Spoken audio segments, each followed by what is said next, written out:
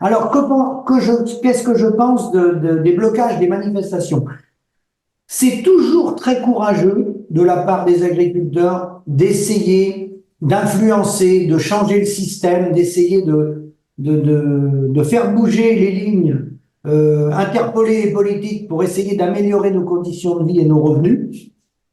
Donc il y a des indépendants, c'est pas forcément que le syndicat, il y a une partie des départements qui échappent au syndicat. De façon générale, à tous les syndicats, il y a la coordination rurale qui est en mouvement dans certains départements, la Confédération paysanne aussi, mais c'est vrai qu'il ne faut pas se cacher, comme à chaque grand mouvement, depuis les grands mouvements, depuis 1953 où il y a des grands mouvements agricoles, c'est la FNSEA qui est en cogestion avec le pouvoir, qui infiltre et qui récupère les mouvements parce qu'ils ont la puissance économique et la puissance financière. Et je veux quand même tout de suite préciser qu'ils représentent 25,8% des agriculteurs. Hein. Parce que quand ils disent qu'ils sont majoritaires, bien sûr, ils font 50% des votants, mais ils font 50% de 45% de votants.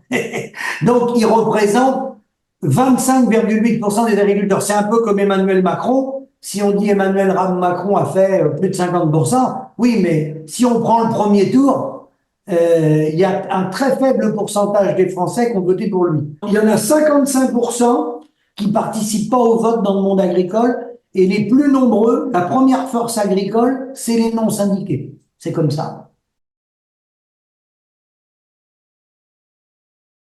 Alors mon regard, si vous voulez, moi, du terrain, et Ouais. avec les relais que j'ai dans tous les départements, parce que je travaille avec une équipe où on est maintenant présent dans presque 55 départements, avec une association qui s'appelle le SAMU social agricole, d'accord, auquel aujourd'hui je ne vais pas parler parce que je ne parle pas au nom du SAMU social, je n'ai pas de mandat pour en parler du tout, je m'exprime en mon nom moi personnel au nom de République souveraine, mais par les réseaux qu'on a sur tout le terrain dans toute la France, en fait ce n'était pas prévu ça.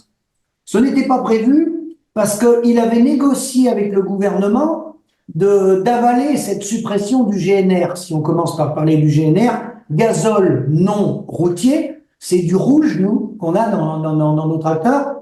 Les gens ont du blanc, c'est le même, sauf qu'il est coloré et il est détaxé. C'est 1,4 milliard. Ça coûte 1,4 milliard à l'État. Voilà ce que ça coûte pour le monde agricole et le TP. Hein, parce qu'il y a des gens du TP qui en bénéficient de ça. D'accord? Et donc, il n'avait pas prévu le coup puisqu'il avait signé avec le gouvernement un étalement, une disparition en fait de cette niche fiscale de les 1,4 milliard. Il l'avait négocié jusqu'en 2030. Donc, il avait signé en septembre. Bon. Et là, c'est la base. Ils ont été dépassés par la base. Pourquoi? Parce qu'il y a énormément de souffrance dans les campagnes. Les gens sont à bout. Il n'y a plus d'argent dans les exploitations.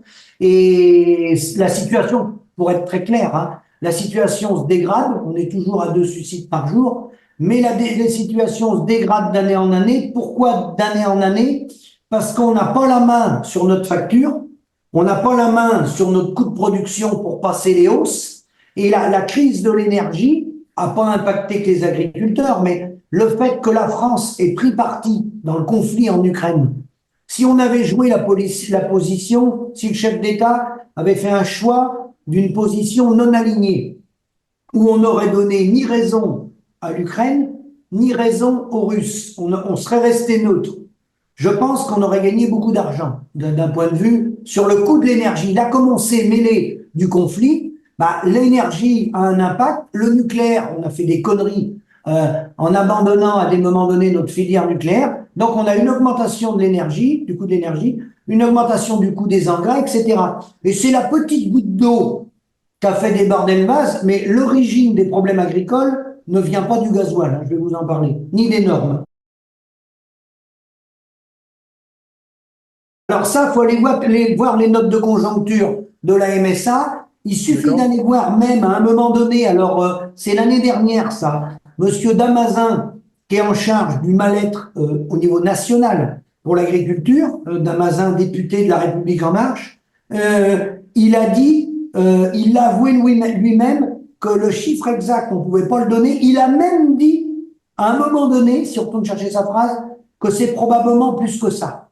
Alors bien sûr, ça je vais vous l'expliquer parce que si vous voulez, En fait, ils ont biaisé le débat, comme ils le font d'habitude, le syndicat, pour pas revenir au cœur du sujet, au fond du sujet. Le fond du sujet, le GNR, les annonces qui vont être faites, à l'instant où je parle, j'ai pas les annonces, mais c'est bien parce que comme ça, je vais prendre de l'avance. Vous allez pouvoir voir si je suis à côté de la plaque. Ils vont aménager le truc du GNR, c'est 1,4 milliard. Dans une exploitation, ça va de zéro, l'augmentation du GNR, les 2 centimes 8. Ça va de zéro, il y a des agriculteurs qui n'utilisent pas de GNR, les gens qui sont hors sol, qui n'ont pas de terre. Ça peut aller, la réduction, à 500, 1000, allez, 2000 euros, peut-être 3000 euros dans des grosses exploitations, les 2 centimes 8, là. Hein. Les normes, bah pareil, ça a un faible impact sur le coût du producteur parce que les normes, il y en a qui sont supérieures en Suède, au Danemark, en Hollande, elles sont supérieures à nous. Certes, dans le sud de l'Europe, il y en a moins, à l'étranger aussi, mais l'histoire des normes, ça va jouer pareil sur des faibles montants. Par contre, où je vais vous emmener, c'est le fait que l'agriculteur n'ait pas sa facture et que c'est l'industrie agroalimentaire qui a la main sur les paysans. Là, je vais vous donner les chiffres, ils vont être très précis. Sur une ferme moyenne, je ne prends pas un céréalier qui a 1000 hectares. Hein. La ferme moyenne, d'ailleurs, aujourd'hui, elle est de 67 hectares. Sur une ferme moyenne, par personne, hein. Donc il faut multiplier par 2 pour un couple. Hein.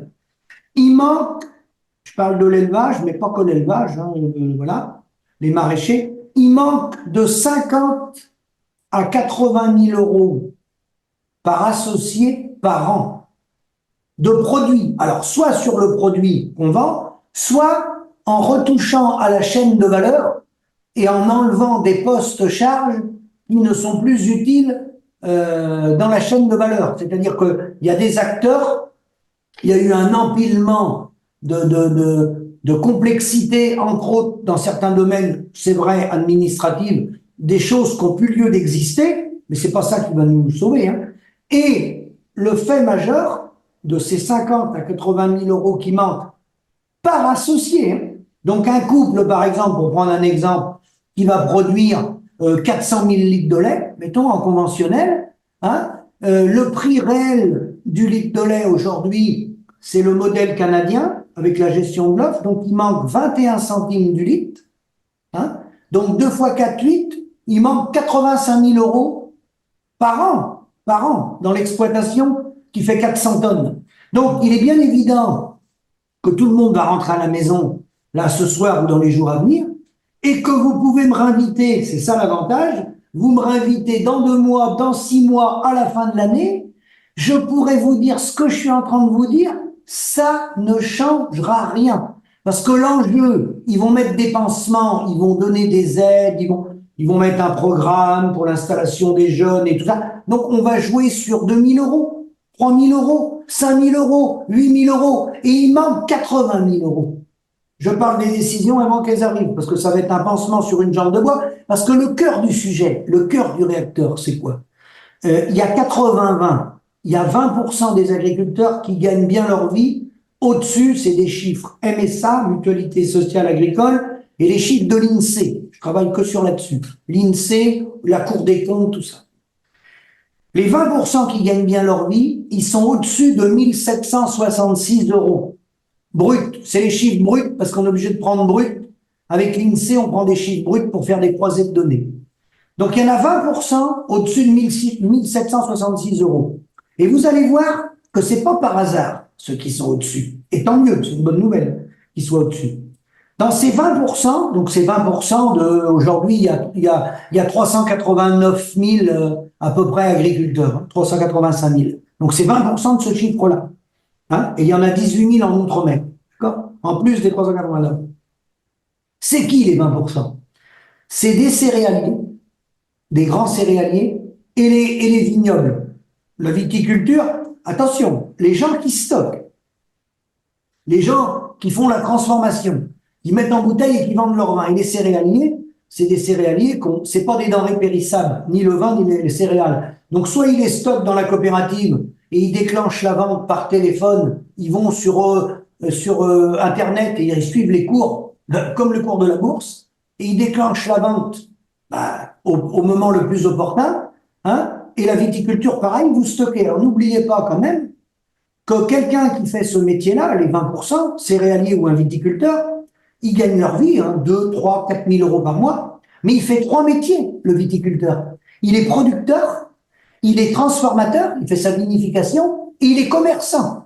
Il a 3 casquettes. Le céréalier, il est producteur, il stocke son grain, il n'y a pas de transformation là, il n'y a pas besoin de transformation. Et ensuite, il est commerçant parce qu'il suit les cours des marchés, il n'est même pas obligé de le vendre, il peut garder sa récolte pendant un an. C'est une question de trésorerie, de fonds de roulement.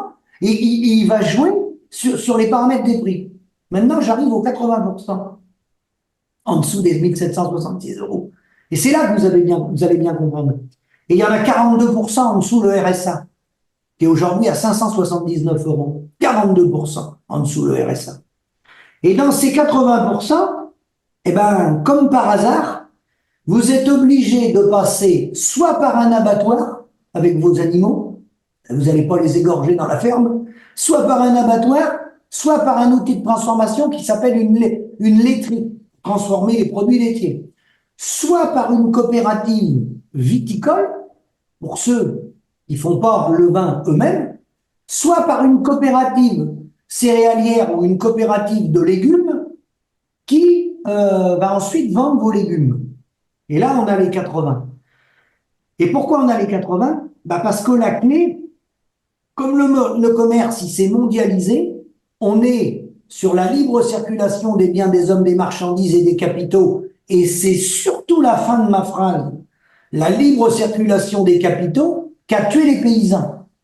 Et la marge des paysans, c'est pour ça qu'aujourd'hui, il n'y aura pas de résultat. Pour qu'il y ait un résultat, il faut encadrer les outils de transformation, les industriels, il faut les encadrer, ainsi que la grande distribution. Parce que la grande distribution et les outils de transformation, ils ont des plateformes à travers le monde. Comme ils ont des plateformes à travers le monde, vous savez bien, ils pianotent sur Internet, et puis ils disent, bon, c'est bien, moi je veux des vaches, là j'en ai vu en Pologne, en Pologne j'en ai à 3,10 €. Est-ce que vous pouvez me les livrer à 3,10 €? Non. Nous, on dit, nous, c'est pas possible, on gagne pas notre vie à 3,10 €. C'est pas grave, vous les gardez. On n'en a pas besoin. Voilà, point barre. Idem pour les légumes. Et alors, la gravité de la situation, c'est que ces plateformes qui se sont montées, la majeure partie, ce sont des gens du conseil d'administration de la FNSEA qui sont dans ces plateformes. C'est-à-dire qu'il y a conflit d'intérêts. Il y a conflit d'intérêts. C'est-à-dire que nous, dans notre profession, si vous voulez, vous connaissez bien, vous avez bien connu Laurent Berger, Philippe Martinez. Alors nous, la particularité, c'est que chez nous, un Laurent Berger, c'est-à-dire le président de la FNSEA, mais ça, c'est comme ça depuis longtemps, il peut être en même temps président de Renault, Peugeot et Michelin. Et d'après eux, selon leur dire, il n'y a pas de conflit d'intérêts. Ça leur paraît normal que des gens de la FNSEA soient à la tête des multinationales qui nourrissent, par exemple, pour prendre quelques exemples, le groupe Avril nourrit les animaux du bétail au Brésil. Ils ont une société là-bas de commercialisation d'aliments du bétail. Donc les aliments, quand ils dénoncent les importations, les animaux d'Amérique du Sud qui reviennent dans nos assiettes, ils sont nourris par des aliments d'Arnaud Rousseau, le président de la FNSEA. Idem en Nouvelle-Zélande. Vous voyez ce que je veux dire? Si vous voulez, ils dénoncent le libre-échange, ils ne peuvent pas faire autrement, parce qu'en tant que syndicalistes, ils ne peuvent pas tenir un autre discours. Mais en même temps, c'est un double discours, un double langage, comme les politiques savent le faire. En même temps qu'ils disent, nous sommes contre les traités de libre-échange, en même temps, ils organisent avec leur structure des plateformes, et ils ont des plateformes à travers le monde, dans tous les pays, sur tous les continents. Donc, on a une partie, on importe 30% de notre alimentation, mais on a une partie de notre alimentation qui revient, qui est organisée par des gens de chez nous, de chez nous. Vous voyez ce que je veux dire? Ça s'appelle l'arroseur arrosé, ça.